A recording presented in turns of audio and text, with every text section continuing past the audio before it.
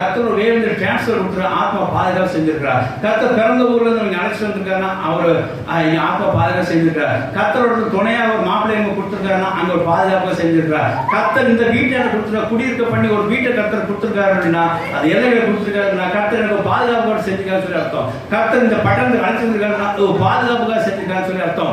கர்த்தர் இந்த வேலையை கொடுத்தா பாதுகாப்புன்னு சொல்லி அர்த்தம். இந்த ஃபுட்டு இந்த ட்ரெஸ் கொடுத்துருக்கா கர்த்தருக்கு பாதுகாப்பாக கொடுத்துருன்னு அர்த்தம். இந்த சர்ச்சை கர்த்தர் கொடுத்துருக்காரு பாதுகாப்பு எப்படி கர்த்தர் உங்களை எல்லா காரியங்களும் கவனமா இருந்து உங்க ஆத்மா பாதுகாக்க வல்லவர்.